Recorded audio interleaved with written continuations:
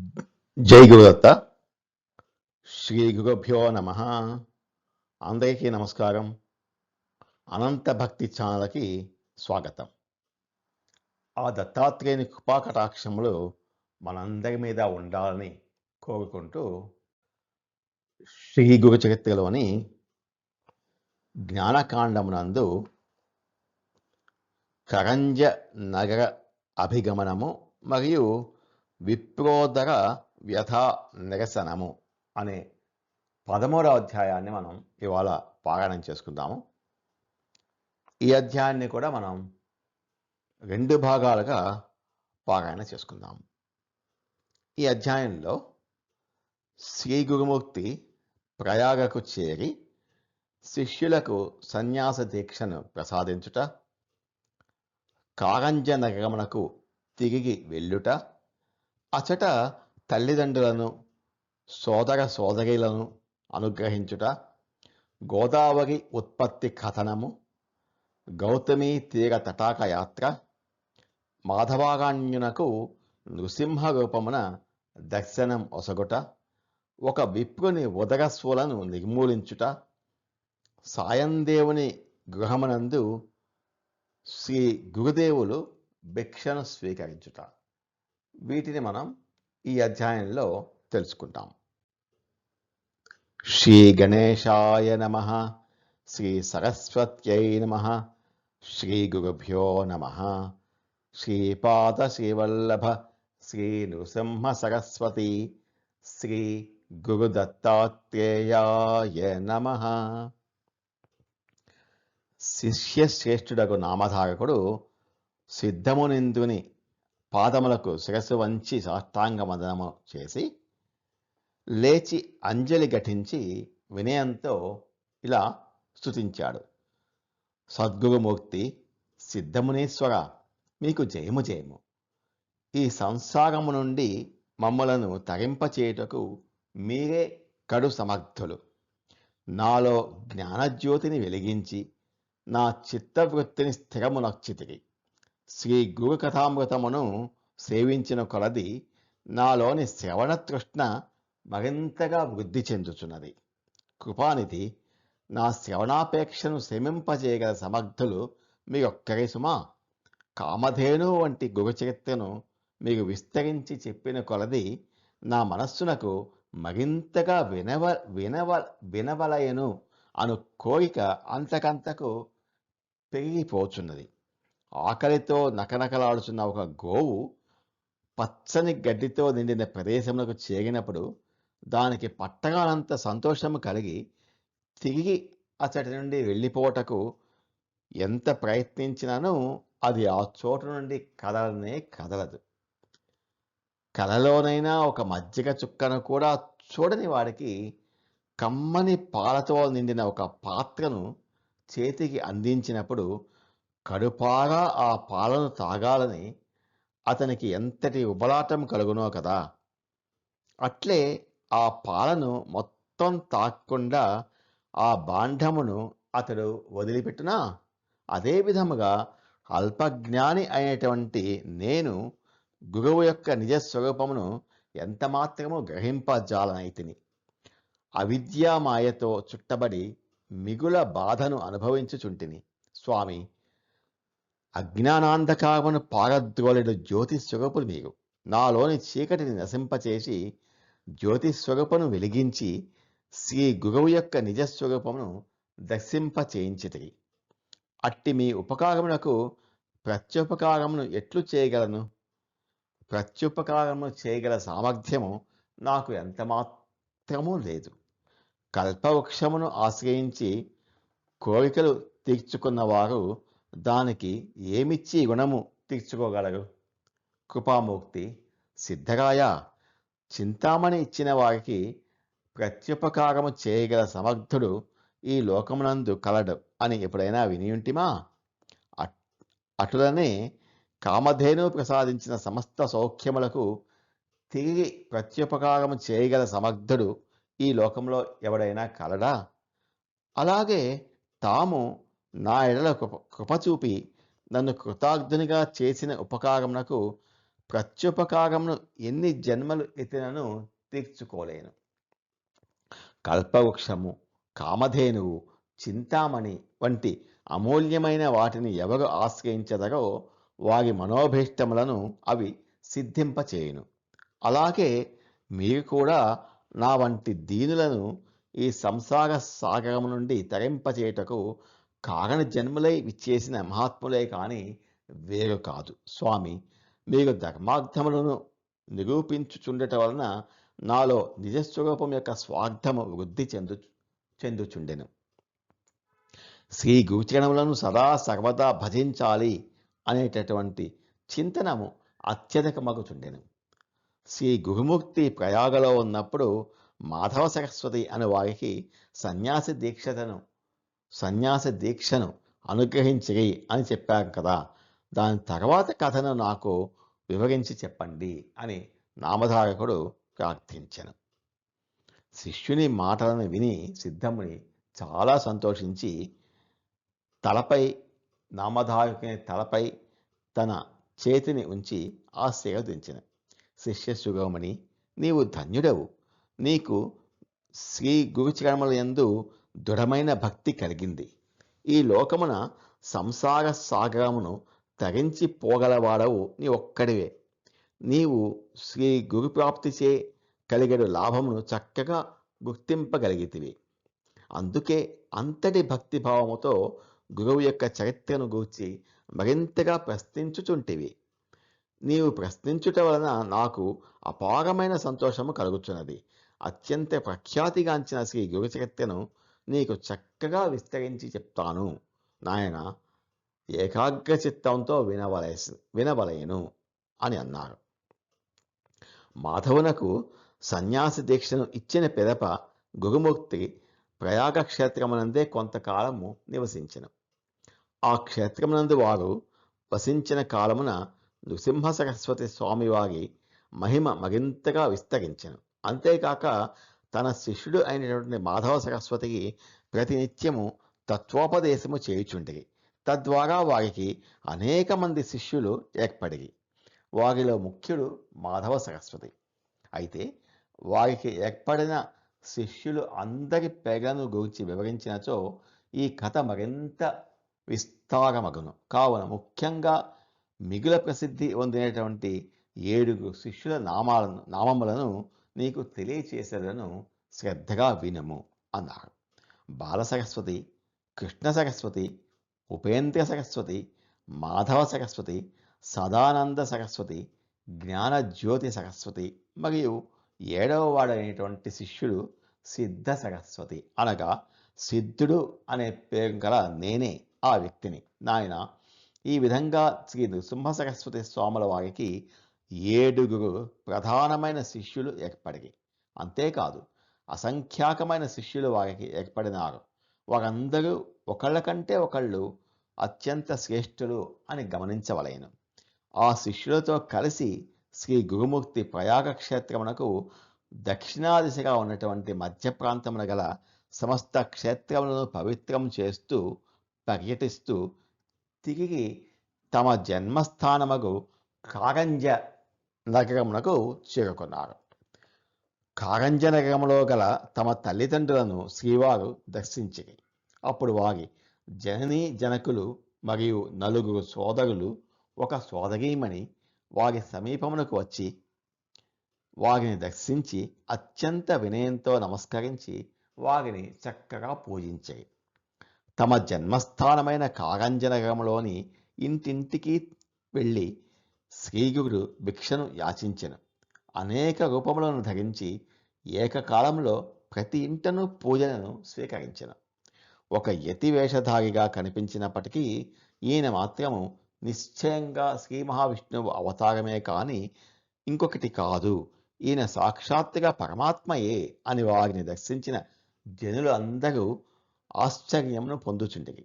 వీరిని ఒకవేళ ఎవరైనా నరుడు, ఒక మానవుడు అని భావించినచో వాడు తప్పక నరకలోకమునకే పోవును, అనేక నరకయాత్రలను అనుభవించును. బహుశా బ్రహ్మ విష్ణు మహేశ్వరులే ఏదో ఒక కార్య నిమిత్తంగా ఇలా అవతరించారు అని పండితులు ప్రజలు అందరూ అనుకొనుచుండిరి. తల్లిదండ్రుల భక్తిభావముతో ఆయన్ను ఒక గురుమూర్తిగా ఉన్నతాశ్రమన కూర్చుండజేసి పూజించిరి. అప్పుడు వారు తన తల్లిని అనుగ్రహించి ప్రేమతో శ్రీపాద శ్రీవల్లభులుగా మారి ఆమె యొక్క పూర్వ జన్మను గుర్తుకు తెచ్చెను.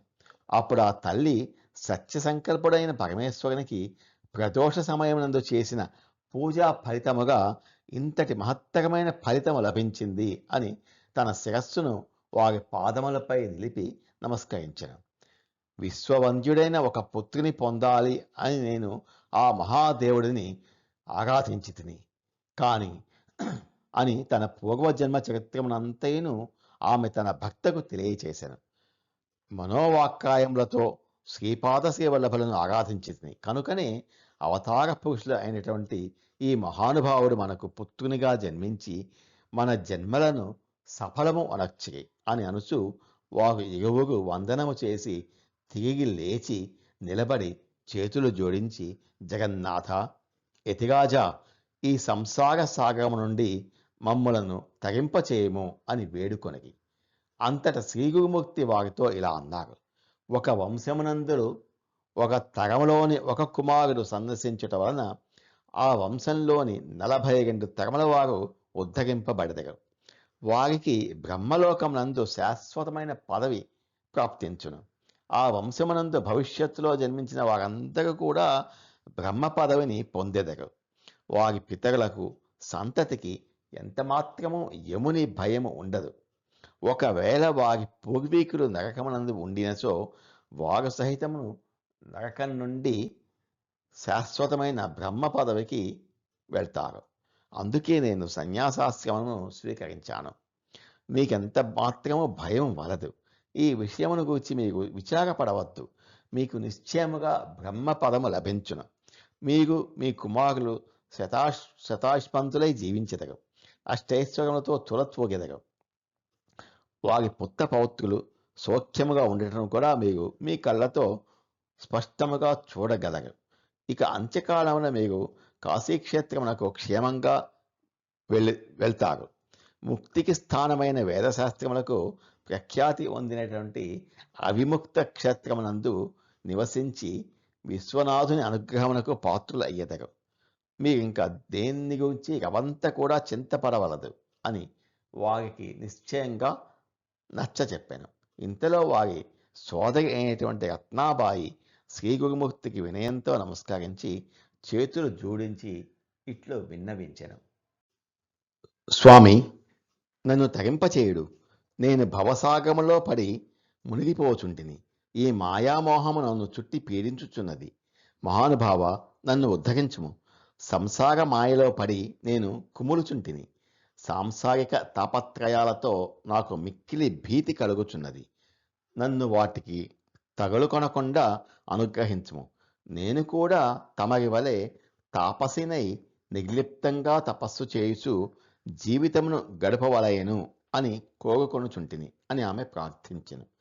వెంటనే శ్రీ గురుమూర్తి ఇలా అన్నాడు. అమ్మ, స్త్రీలకు పతిసేవను చేయుటయే తపస్సు. దానితో వారు సులభముగా సంసార సాగరము యొక్క ఆవలి తీరమును చేరుకుందురు. ఎవరి భావము ఎట్లుండునో వారికి అలాగే జరుగుతుంది. భక్తనే శివునిగా తలంచి దృఢమైన భావనతో ఏ స్త్రీ పూజించునో ఆ స్త్రీ తప్పక భవసాగరమును దాటిపోవును. ఇందు ఎంతమాత్రమూ సందేహము లేదు. పతిసేవా పరాయణత్వముతో స్త్రీలు ఉద్ధరింపబడెదరు అని వేదశాస్త్ర పురాణములు స్పష్టంగా చెప్తున్నాయి. కాబట్టి నీవు చింతించవలదు. తప్పక నీకు ఉత్తమ గతి లభించును అని చెప్పాను. శ్రీగురుని మాటలు విని ఆమె చేతులు జోడించి తిరిగి ఇలా అనెను. శ్రీ గురుమూర్తి, మీరు అవతార పురుషులు. నాకు బ్రహ్మజ్ఞానమును బోధించగలరు. ఇంకనూ మీరు భవిష్యత్తులో జరగబోవునవి కూడా తెలిసిన వారు అని విన్నాను. అంతేకాదు, అవతార పురుషులైనటువంటి వారికి భూత భవిష్యత్ వర్తమానములు అన్నీ తెలిసి ఉండును. కావున భవిష్యత్తులో నా ప్రారబ్ధ అనుభవము ఎట్లుండునో దయతలచి నాకు వివరించి చెప్పగలరు అని ప్రార్థించను. పదే పదే ఆమె మిక్కిలిగా ప్రార్థించుట వలన శ్రీ గురుమూర్తి ఆమెతో ఇలా అన్నాడు: అమ్మా, నీవు తపస్సిగా కావాలని తపమాచరింపవలేను అనే కోరిక కలదు అని అన్నావు కదా. సరే, మంచిదే. కానీ ఎవరి సంచిత కర్మను వారు అనుభవింపక తప్పదు. నీకు కొంత పూర్వ సంచిత పాప కర్మ అనుభవించవలసిన అవసరం ఉన్నది. పూర్వజన్మలో నీవు ఒక గోవును నీ కాలితో తనితివి. అంతేకాక నీ పక్కన ఉన్నటువంటి భార్యాభర్తలకు మధ్య కలహము కల్పించి వారికి ఎడబాటు కల్పించితివి. ఆ దోషము వలన నీకు అనేక రకముల బాధలు కలుగును. గోవును కాలితో తన్నినందువలన నీకు కుష్ఠరోగము ప్రాప్తించును. భార్యాభక్తులను ఎడబాపినందువలన నీ భర్త నిన్ను వదిలిపెట్టి తపస్సును ఆచరించుటకు వెళ్ళిపోవును. నీ యొక్క పూర్వ సంచిత కర్మల ప్రారంధము అలా ఉన్నది అని చెప్పాను. ఈ మాటలను వినేటువంటి రత్నాబాయి ఎంతో తీవ్రముగా విలపించెను.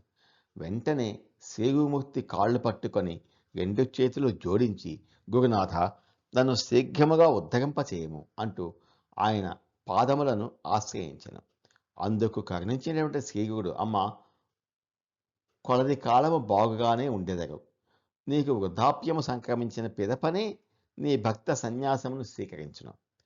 ఆ మీదట నీ దేహమునకు కుష్ఠరోగము సంక్రమించును. యుక్త వయసు అయిపోయిన తర్వాతే నీకు ఇటువంటి గతి ప్రాప్తించును. నీ దేహము తీవ్రంగా కృషించి బాధపడుచున్న సమయమున నీవు మా వద్దకు వచ్చెదవు. అంతటా నీ పాపము దహింపబడును. ఏ క్షేత్రమునకు వెళ్ళట వలన నీ పాపము పరిహరింపబడి నీకు క్షేమం కలుగుతుందో దాని గురించిన ఉపాయమును చెప్పుదును. ఎప్పుడైతే నీ శరీరము ద్వారా మిక్కిలి దురవస్థను నీవు అనుభవించుచుండేదవో అప్పుడు దృఢమైన విశ్వాసముతో దక్షిణ దేశమునందు గల భీమానది తీరమున ఉన్నటువంటి పాపనాశన తీర్థమునకు వెళ్ళము. ఈ భూమండలమునందు ప్రసిద్ధమైన అమరజానది సంగమం వద్ద గల అత్యంత సమర్థవంతమైన మహిమాన్వితమైన గాణగాపురము అనేటువంటి క్షేత్రం కలదు. అతడికి నీవు వెళ్ళి ఆ పాప వినాశన తీర్థమునందు స్నానం చేయటం వలన నీ కుష్టు వ్యాధి సమసిపోను.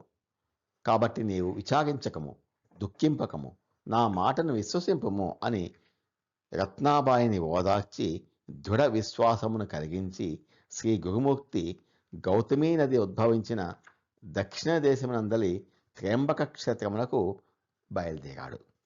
శ్రీ గురుదేవులు శిష్యసమూతులై నాసికా త్ర్యంబక క్షేత్రమునకు వెళ్ళారు. ఆ తీర్థము మహామహిమాన్వితమైనది అని అనేక పురాణములు దాని ప్రభావమున ఖ్యాతిని గురించి వర్ణించినవి. అట్టి తీర్థ మహిమను గురించి చెప్పవలను అనచో ఈ కథ మరింతగా విస్తరించపోవను కాబట్టి దాన్ని గురించి నీకు ఇప్పుడు క్లుప్తంగా వివరిస్తాను, వినుము అన్నారు. ఆ గౌతమీ నది యొక్క మహిమ అపారమైనది.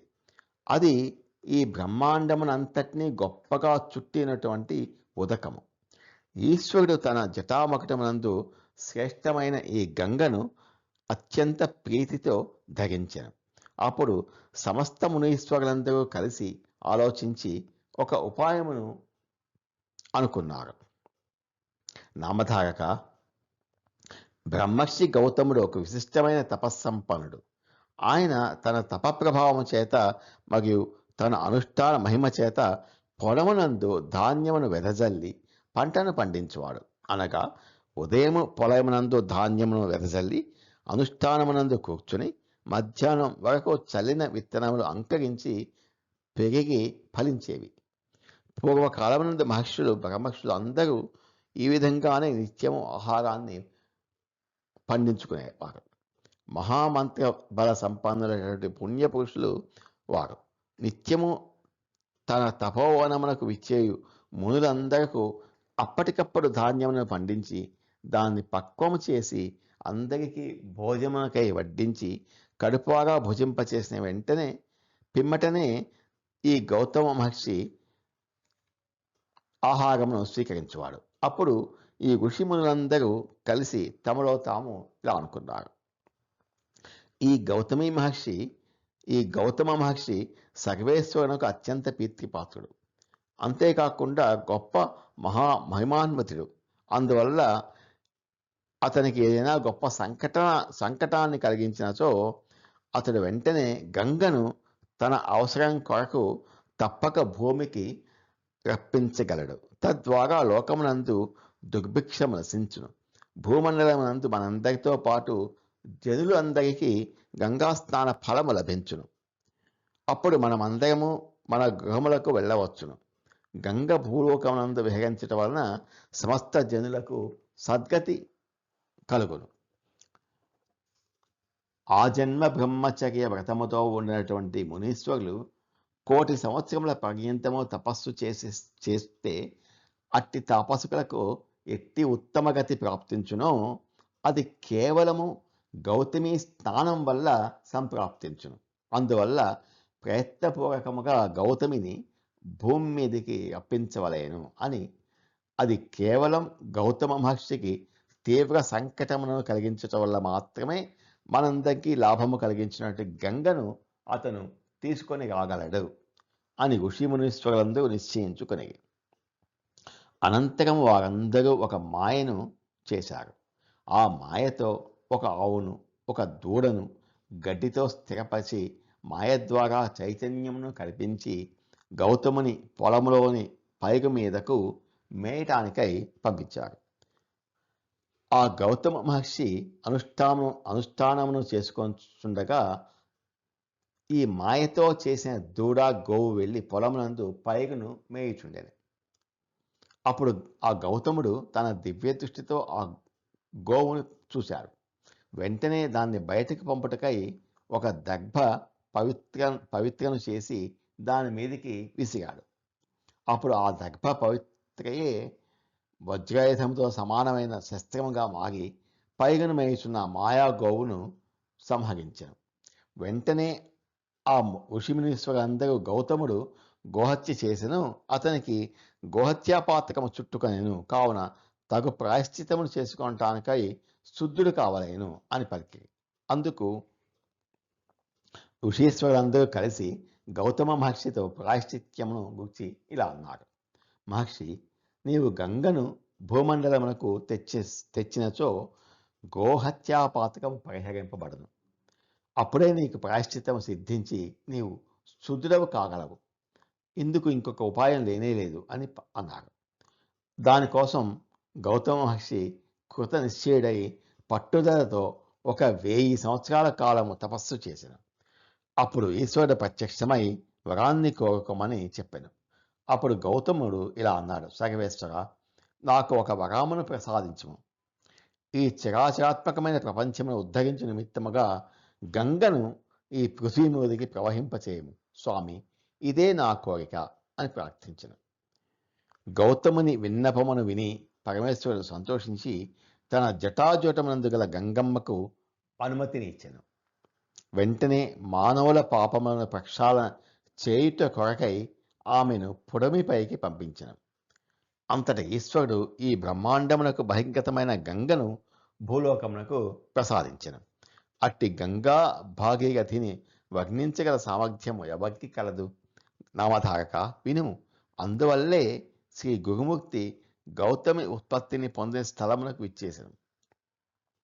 ఈ విధంగా శ్రీ గురుమూర్తి గౌతమీ తటాక యాత్రను పూర్తి చేసెను.